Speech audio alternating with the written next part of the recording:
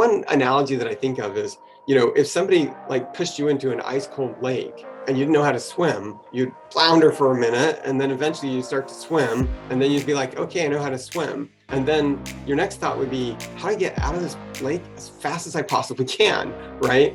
That makes sense. And I feel like there's a lot of educators who felt like they got pushed into the ice cold ed tech world and they floundered and they learned how to swim and they're just trying to get out. But if you step back for a minute and say, well, if we change that lake from like ice cold to like warm and comfortable, and if there's enticing islands out there to swim to, maybe we shouldn't just run away from the water, but we've got to really rethink how we're doing things if we're going to convince an educator to get back in the water and keep swimming.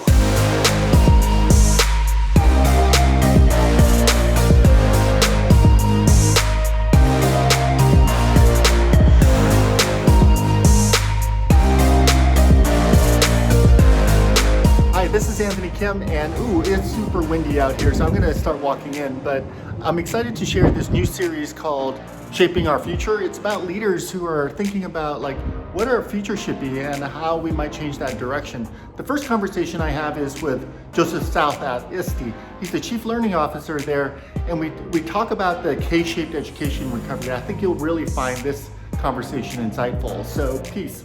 All right, welcome, Joseph. I'm excited to have you join us from ISTE. You're the Chief Learning Officer over there, and I'm just totally psyched to talk about this new paper that's coming out around the K-shaped education recovery. So I'd love to have you just kind of jump right in and talk about what you're seeing in the space, why this paper seemed to make sense, and then we could kind of dig into some of the points. Yeah, absolutely. I think, one of the things that we haven't paid as much attention to during this time is that there's been a great variation of the experiences by students and teachers and leaders during the pandemic.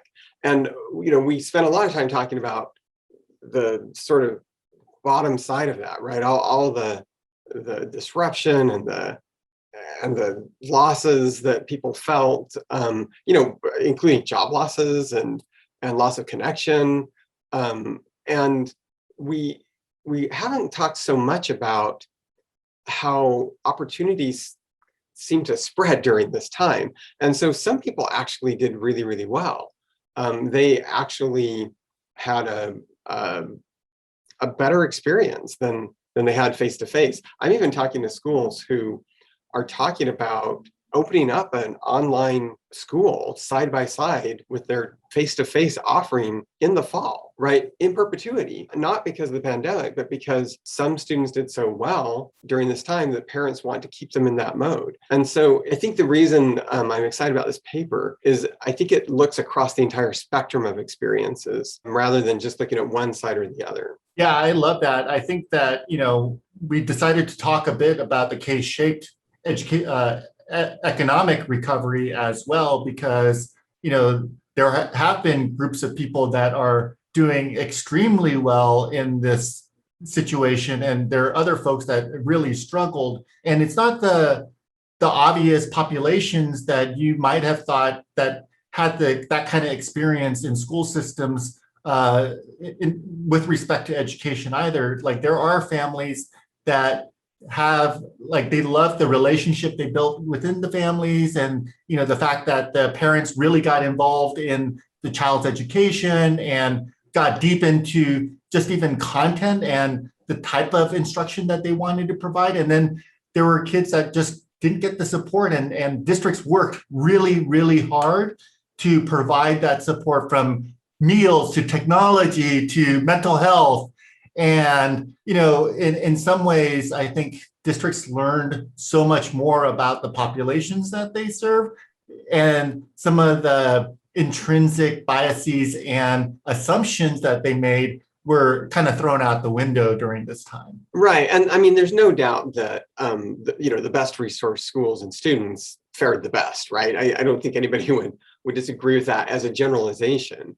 But there were some surprising exceptions, right? The Economist has an article that talks about how the parents of Black and Brown students, the majority of them preferred online learning for their students, which, as they look at the environment that the face-to-face school was for their kid and how there were some distractions there and, maybe some bullying or other elements that were holding learning back, they actually saw some gains among their students. There's other students who are on the spectrum who did better in those face-to-face environments, and there were some students who were more introverted who were able to better communicate through the technology because they had a little more time for planning their communication. And so while we clearly don't want to continue this sort of emergency mode of technology use, we're exhausting district staff by trying to copy and paste face-to-face school online. I think there's some really important lessons learned that we can bring back to a hybrid or face-to-face model. One analogy that I think of is, if somebody pushed you into an ice cold lake and you didn't know how to swim, you'd flounder for a minute, and then eventually you start to swim, and then you'd be like, okay, I know how to swim. And then your next thought would be, how do I get out of this lake as fast as I possibly can, right? That makes sense. And I feel like there's a lot of educators who felt like they got pushed into the ice cold ed tech world and they floundered and they learned how to swim and they're just trying to get out. But if you step back for a minute and say, well, if we change that lake from ice cold to warm and comfortable, and if there's enticing islands out there to swim to, maybe we shouldn't just run away from the water, but we've got to really rethink how we're doing things if we're going to convince an educator to get back in the water and keep swimming. Which leads me to kind of the 10 questions, the self-reflection questions that you jotted down. And we won't go through all 10, but I wanted to highlight a couple because I do think that the self-reflection through that is necessary for you to decide if you want to be in the water or not, right? And figure out if you want to navigate somewhere or go back to, the way things were. And so how do we address the greater variability in student need that is really prevalent right now, right? Because I think also the students really understand that there are other options now. Right. And so first of all, if you're a teacher, you've always had variability in your classroom. That's not new, right? But the degree of variability is going to be much higher than it's ever been. And as you mentioned, students realize that there's more options. So I talk to students who, if they don't understand the explanation they get from the teacher, they now routinely will go to YouTube and find 2 or 3 other explanations of the same concept, or they'll go to Khan Academy and walk through some problems over there. And so when they think about teaching and learning now, they're no longer satisfied with only the explanation they're going to get from their teacher. And so I think we want to think about how can we keep those supports that we've brought in because we had to, but keep them moving forward with us.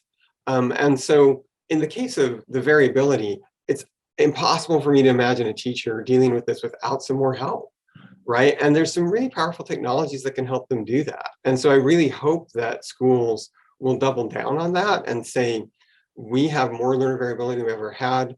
There's ways we can address that, and then to systemically bring that technology into the classroom. And with that variability, I think also teachers had variable experiences too. And so one of your other questions is how do we build the capacity of the teachers where they had such variable experiences and different degrees of comfort with the technology? Right. So I think one thing that we all need to realize is that we have more capability with technology among our teachers than we've ever had, right? It was not the way we wanted to get there.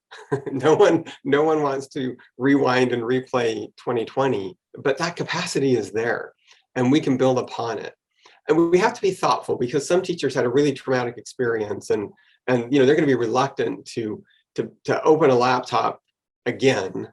But some teachers also had a great experience and they're ready to go on to the next level. And so I think we need to think broadly about how can we help teachers build on what they learned. And if they had a bad experience, how can we help them see the upside of bringing some of that technology forward with them? Yeah. And then, just to wrap up on this topic, in terms of just the evaluation at a district level, the analysis, that needs to happen. What should that really look like? Because I think that, while districts made a significant amount of changes kind of as fast as they could in the last year and a half, as we kind of go into the next few years, some of the moves that people make now are going to stay for quite a bit of time, right? Because one, we also know that the pandemic isn't completely going away either. And so there is going to be some of that kind of code shifting that's necessary, because it isn't going to be the conditions that we had before.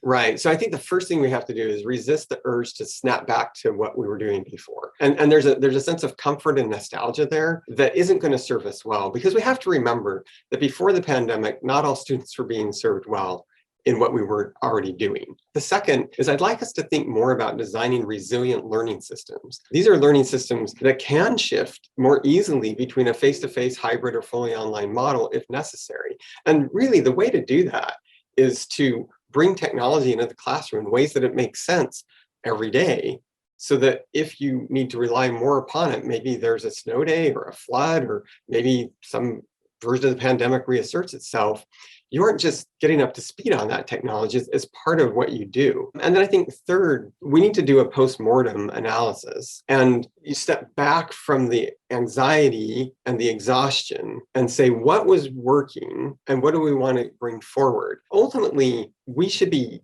using technology to support our vision for what we want kids to learn.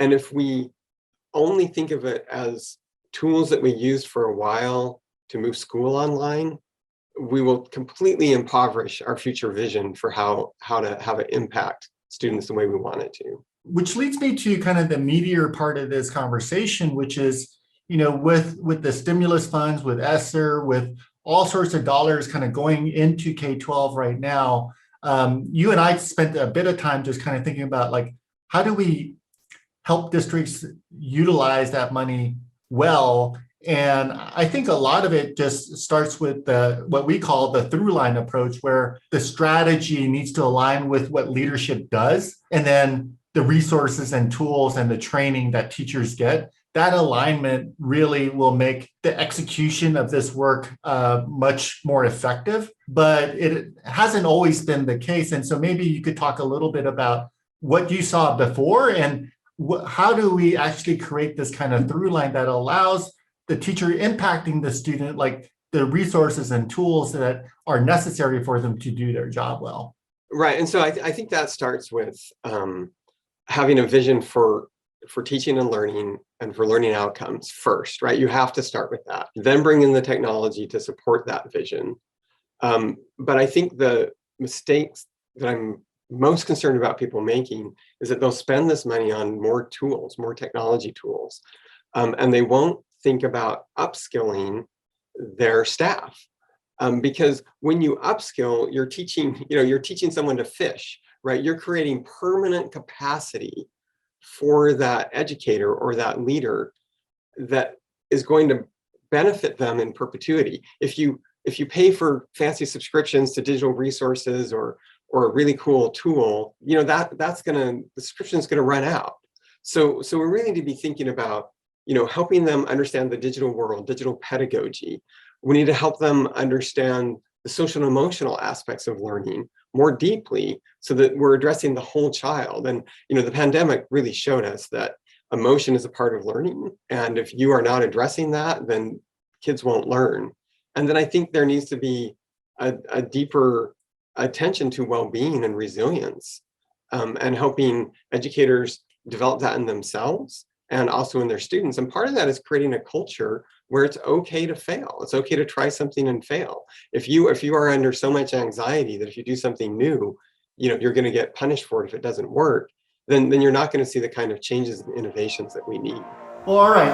I hope you enjoyed that conversation with my buddy Joseph South at ISTE. We have a paper coming out talking about the K-shaped education recovery, where we go into detail about all of the different things that we've talked about. And I think you'll find that paper to be really valuable for yourself and your team as you think about the moves that you have to make at your district. Also, subscribe to the YouTube channel, because I'll be rolling out a few more videos just to talk to other leaders about things that you can do around leadership, strategy, and tactics in the classroom that will allow for you to help create that through line that we talked about. So peace. See you at the next episode.